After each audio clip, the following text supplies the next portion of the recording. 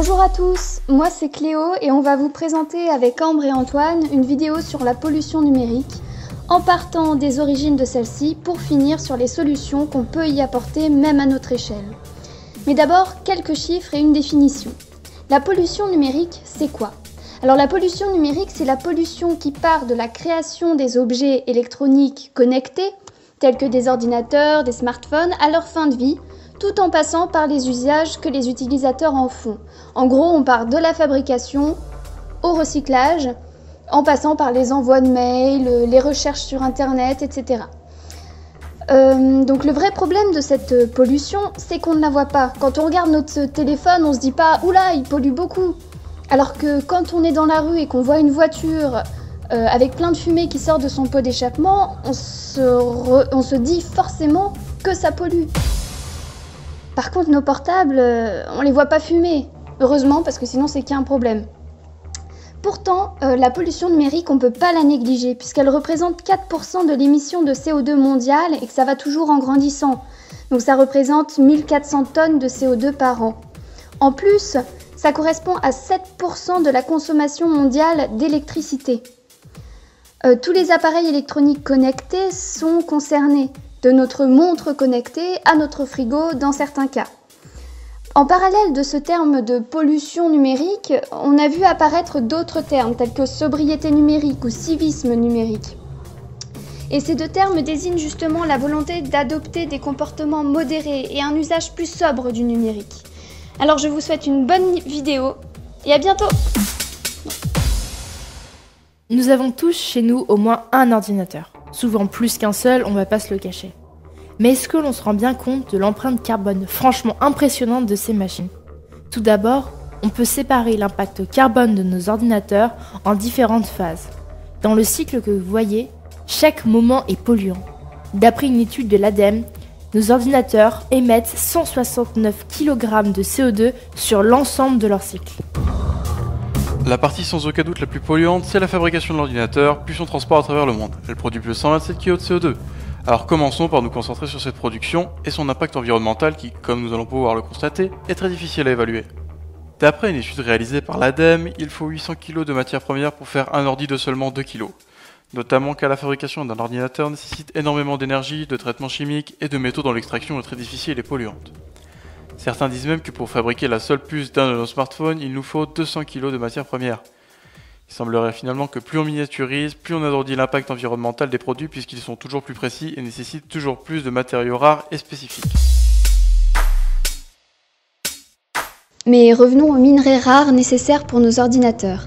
Avec la construction toujours plus importante d'équipements numériques, le rythme d'épuisement de ceux-ci est extrêmement élevé. Il est aussi intéressant de savoir que ces terres rares proviennent majoritairement de Chine ou de Corée. Non pas parce qu'elles sont si rares, mais parce que leur extraction est si polluante, énergivore et chère que seuls quelques pays sont prêts à en payer le coût environnemental et humain. Par exemple, à Baotou, en Chine, le centre de la ville est situé à quelques kilomètres d'un lac artificiel constitué de boue radioactive avec un taux élevé en métaux, mais de composition majoritairement inconnue provenant de l'usine d'extraction voisine. Voici quelques exemples de terres rares. La basténite, contenant du fluor et formant des nuages d'acide extrêmement nocifs lors de sa transformation, ou encore la monazite ou la xénotine. Effectivement, elles ont des noms très jolis, mais elles sont toutes deux radioactives et elles contiennent par exemple de l'uranium. En plus, après la purification de ces métaux, on finit par jeter dans la nature un concentré ultra radioactif sous forme de boue, et celui-ci est accompagné d'un nuage de fluor acide. Alors c'est sûr que ça donne vachement envie d'habiter à côté. Et comme vous vous en doutez, une fois que ces minerais sont extraits, ils voyagent jusqu'à d'autres usines. Elles-mêmes sont approvisionnées par les 4 coins du monde en d'autres matières ou produits semi-finis jusqu'à ce que les ordinateurs nous soient envoyés. Ce qui est sûr, c'est qu'il aura beaucoup plus voyagé que nous cet ordinateur, en passant par la Chine, l'Afrique, les États-Unis et bien d'autres encore pour finir dans nos supermarchés et boutiques d'informatique. Si on partait du principe qu'Internet était un pays, alors ce pays imaginaire serait le 3e consommateur mondial d'électricité. En outre, la France a une empreinte carbone 2 à 3 fois inférieure à celle d'Internet et sa consommation d'eau est de 2,1 fois inférieure à celle d'Internet. Internet n'est pas un pays, pourtant il produit 4% des gaz à effet de serre, ce qui est plus que le transport aérien civil, et les vidéos en ligne représentent 1% des émissions mondiales de gaz à effet de serre. Ces observations sont faites par le groupe de réflexion The Shift Project dans un de leurs rapports. Le chargé de projet sur les questions numériques Maxime Efouès donne l'exemple du smartphone. Dans ce cas, 90% des émissions de gaz à effet de serre ont lieu pendant la phase de production. Pour donner quelques chiffres, le streaming vidéo représente environ 60% des flux de données sur Internet. Et la consommation mondiale de streaming vidéo émet 300 millions de tonnes de CO2 par an, ce qui équivaut à la pollution produite par l'Espagne. Nous pouvons séparer le flux de données mondial de la vidéo en ligne en 4 points. La vidéo à la demande, donc c'est tout ce qui est Netflix, Amazon Prime, etc. Et ça représente 34% de ce flux. La pornographie, qui représente quand même 27% de ce flux. Les vidéos sur les réseaux sociaux, qui représentent 18% de ce flux. Et enfin, les tubes, donc qui sont des vidéos courtes sur YouTube, Dailymotion, etc., qui représentent 21% du flux. Ce que l'on appelle Internet, ce n'est pas simplement des données non matérielles. Des données de toute la planète sont stockées dans des data centers. Ils doivent être accessibles à tout moment par les utilisateurs, ce qui les rend extrêmement énergivores. En effet, les centres de données consomment énormément d'énergie en refroidissement. Facebook a pris les devants de ce gouffre énergétique en optimisant ses serveurs. Le nombre total fut divisé par 2, permettant ainsi d'éviter le rejet de 60 000 tonnes de CO2 par an. En recherche perpétuelle de zones plus froides pour héberger les data centers et ainsi les refroidir, les investisseurs se sont tournés facilement vers l'Arctique. La société américano-norvégienne Kolos construit le plus grand data center au monde dans la petite ville de Ballangen, située au nord de la Norvège, à 200 km du cercle polaire arctique. Les températures et le climat de la région sont favorables pour le refroidissement du centre. En effet, les data centers expulsant énormément d'énergie thermique, ils dégagent beaucoup de chaleur et cela va venir réchauffer directement le climat polaire. Seulement, les infrastructures consommeront 1000 MW d'énergie chaque année d'ici 10 ans. Le groupe Kolos alimentera le data center à 100% par des énergies renouvelables. Mais en attendant l'utilisation de ces énergies renouvelables, la consommation moyenne annuelle pourrait être aux alentours de 70 MW. De par les raisons que nous venons de vous citer, ces centres d'hébergement sont extrêmement polluants et sont des gouffres écologiques sans précédent. Les grandes entreprises comme Apple ou Microsoft se mettent à limiter leur pollution numérique. Nous avons pu voir un exemple avec Facebook tout à l'heure. Apple a été félicité et noté B- par Greenpeace. Effectivement, l'entreprise a lancé Apple Care, service permettant de réparer les produits des consommateurs, leur évitant ainsi des rachats inutiles. Ces initiatives sur la conception durable et la réduction des ressources ont été encouragées par Greenpeace.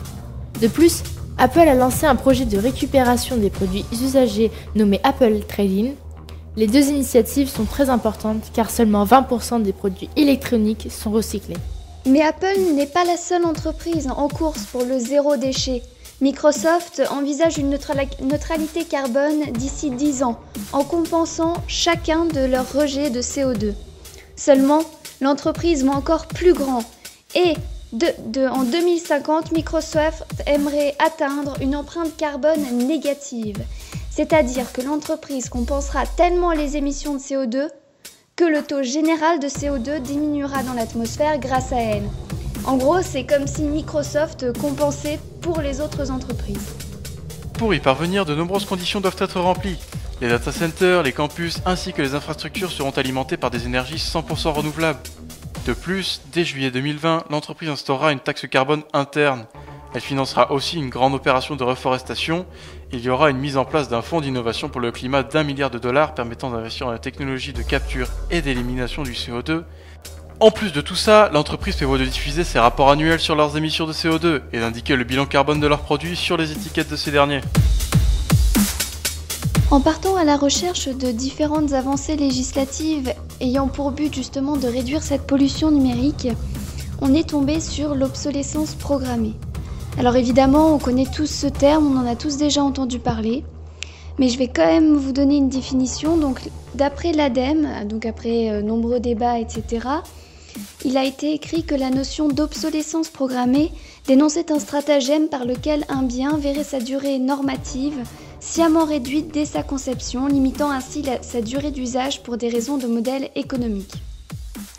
Alors effectivement, c'est un peu galère comme définition. Donc si on fait ça en bref, en fait, finalement c'est l'idée de réduire un maximum la durée de vie d'un objet pour que les gens en rachètent plus souvent et en consomment plus. Mais finalement, quel est le lien avec la pollution numérique et quel rapport ça peut avoir ?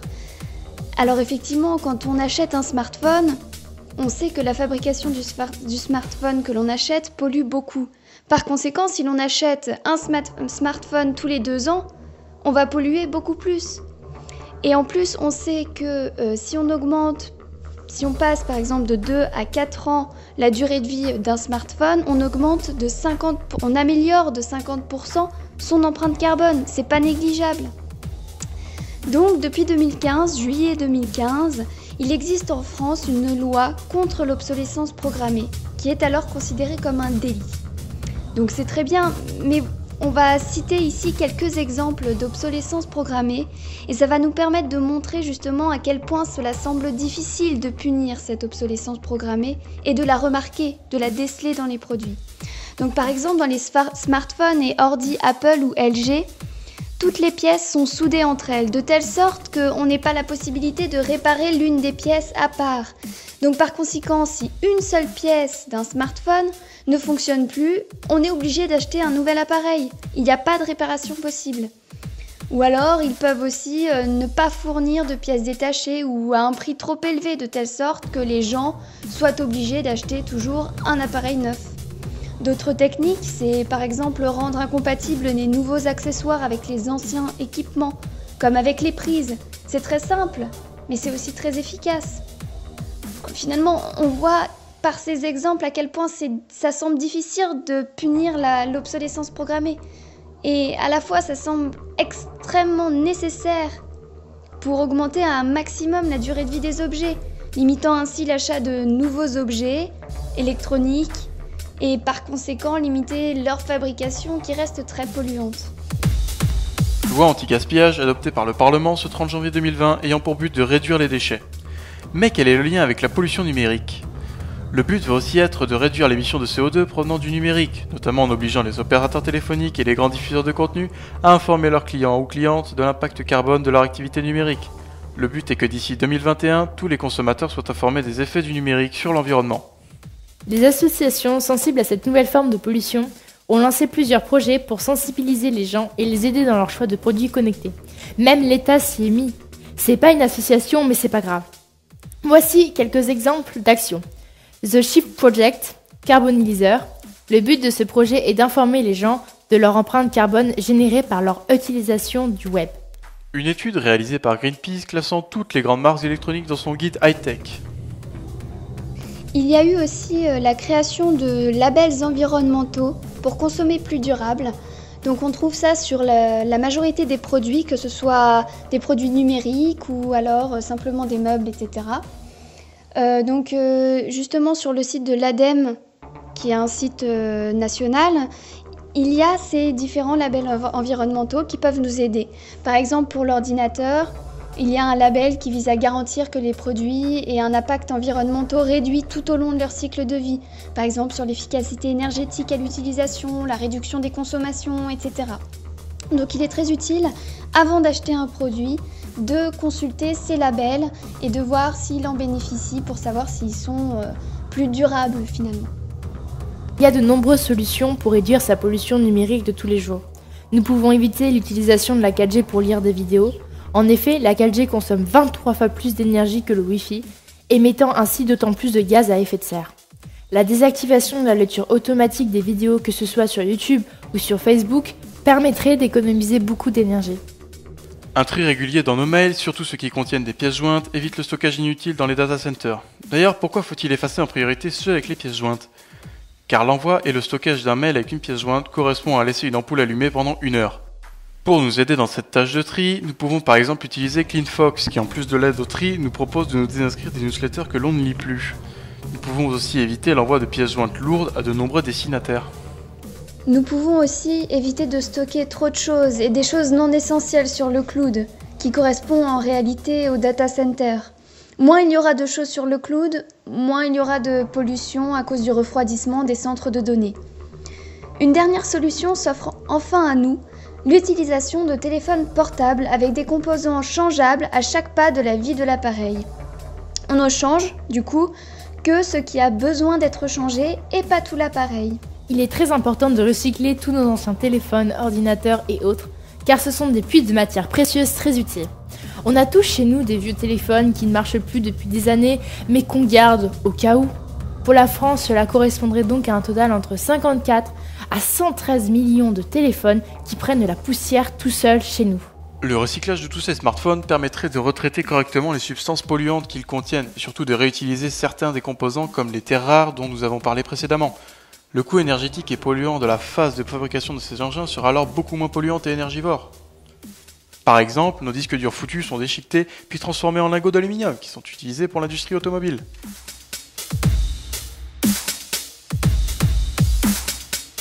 Internet est un gros polluant, mais de nombreuses solutions existent pour réduire notre impact. Même s'il faut aussi que les entreprises s'y mettent pour réduire leurs émissions, des solutions existent à notre échelle. Alors il faut consommer avec modération ce merveilleux moyen de connaissance et d'information.